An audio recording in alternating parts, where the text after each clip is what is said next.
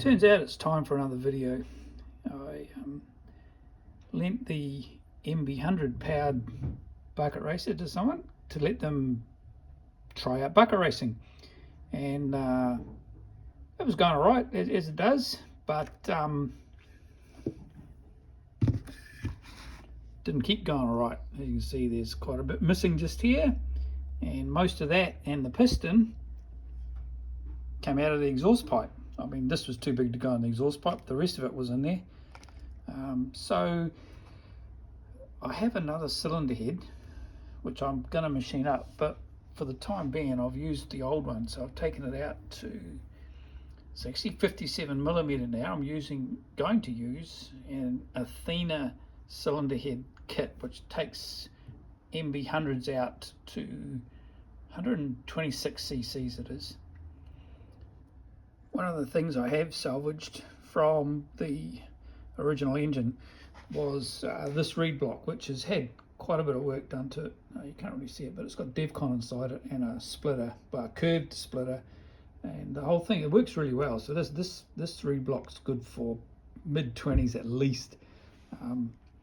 So it's an RD350 block with the center bridge taken out on each side, and okay, you see your carbon fiber pedals. So I've handmade carbon fiber pedals, 0.4mm, gives them the right resonant frequency. And to fit this into the Athena block, I've got this adapter. So it's 20mm thick, and that sets it up to go into the new cylinder very, very nicely. So it did need a bit of extra work, but I'll show you that in a sec. One of the things with fitting the head onto the MB, and it's a problem I've had with all these other engines, and I've always just messed around and I've got it right, is getting the head located for, so it's concentric with the bore. So what I'm doing this time is I've made this plate up. So these holes are, the engine mounting holes are oversized, doesn't really matter, as long as it's roughly rotated right where you want it. What is critical is the center. So I've got this center piece here, which is 57mm diameter. I've made it removable so I can make other pieces that fit in there. And what I've done is I've got little pinholes here, well, not little, they're 3-point-something mil, and I've got roll pins which I can make mounting points in the cylinder for, and then I'll put this adapter piece on the head, but up the other way, of course. Oh, well, the head, yeah, up the other way. And I'll drill the holes on the head as well. And if it's anywhere close to it, it should all go together, and little roll pins in each one of these holes will line the head up on the block, so on the cylinder. This is a real good fit. There's enough room to let it rotate, smoothly, but there's way less than 1/10 of a millimeter of clearance. Now, this is the cylinder. Now these have a really big reed valve cavity here, and you can see that I've filled it up quite a bit. Now, I can't fill it up as much as you'd think down the sides where it goes into that really big hole, because there's a duct which goes from the bottom here up to the boost port. So this is not a bad little cylinder. Chrome bore, so it should be pretty durable, which might be important.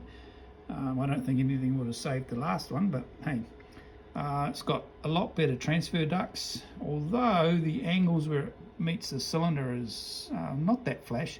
But I'm going to give it a go anyway. I'm not going for maximum horsepower, I just want it to be reliable. So I'll get it and drill some holes and see how it all lines up. Okay, so I've drilled one dowel hole. You can see the pin is here. So that's to locate the plate. This center piece is in the bore, so that's also locating the plate, and I've lined up this other hole over here to drill the second pinhole. So by having this in and this, it's a repeatable location for the second hole. So when I flip it over and put it in the cylinder head and do the same thing, these holes should line up. I'll do one in the cylinder head, make sure this is located, put a pin in the cylinder head, and then do the second hole as well, and then just leave the pins in the cylinder, and the head should just drop straight on, and the combustion chamber should be concentric with the bore, if I've done everything right. With the little cylinder heads, one of the things I do is machine this surface. This set's been machined quite a bit too much on this, but that was because of progress over the years. And so you got this head, this surface, the gasket surface, or in this case the O-ring surface, the squish band, which has to be perfectly clocked up with this, and then the bowl itself. Now, how do you machine that without it rocking?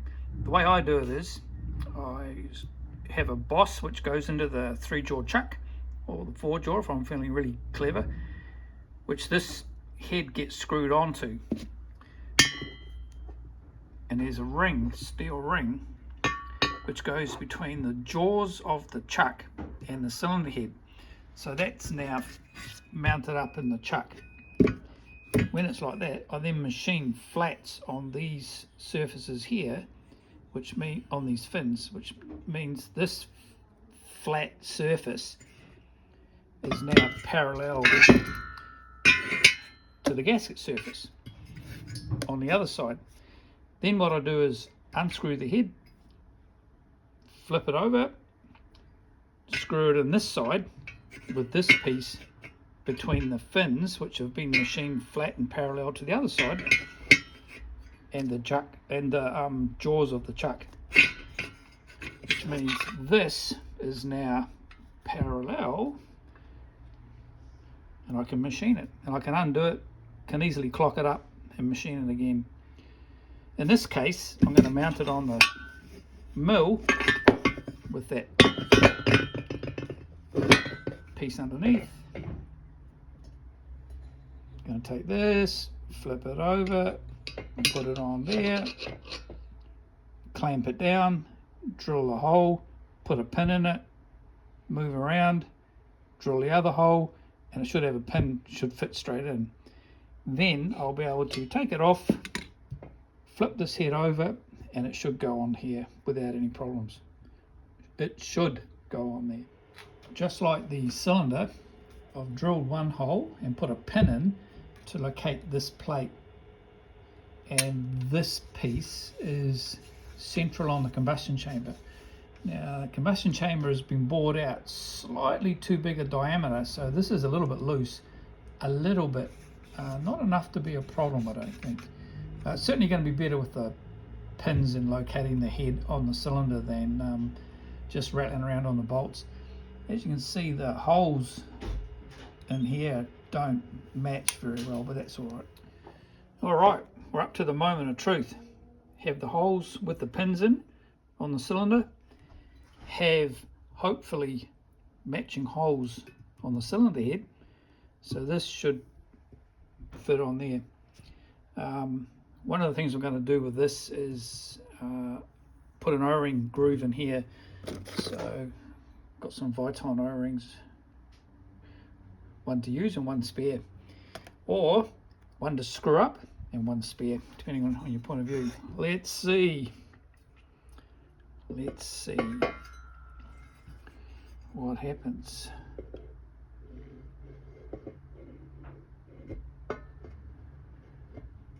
Hoo-hoo.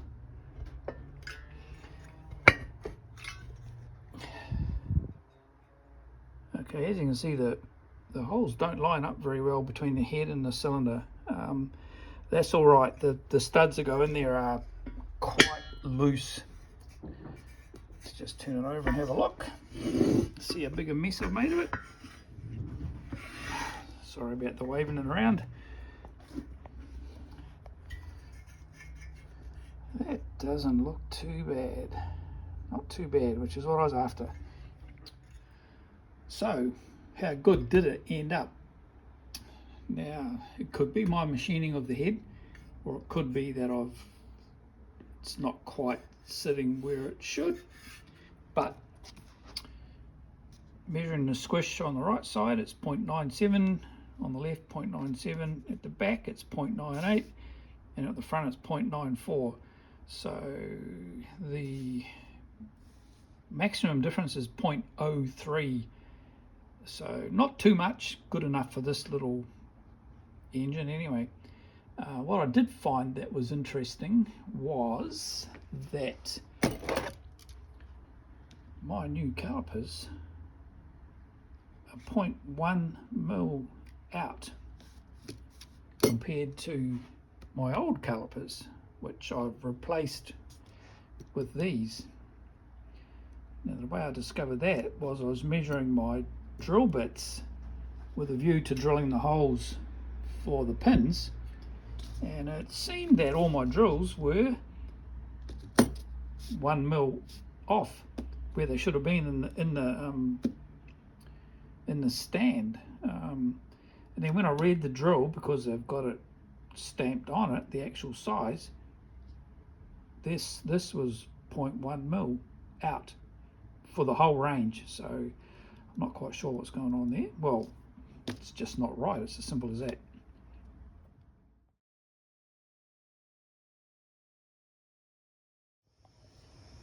All right, I've come across a bit of a problem.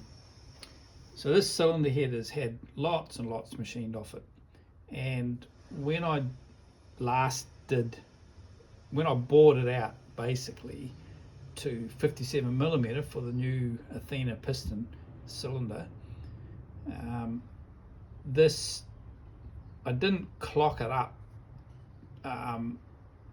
to get it all centralized on the plug hole. I just mounted it up like this with the steel ring behind it so it's all square. Took a very slight cut off the gasket surface, and then I did the squish and then machined that out, the bowl. Now the problem is every time I remount it, it's slightly off one way or the other now, which is a problem because I can't keep taking amounts off this and I can't take that off. So when I'm trying to machine this squish area is not concentric with the point that it's pivoting around. So I need to come up with a system where I can clock it up, and that system is going to be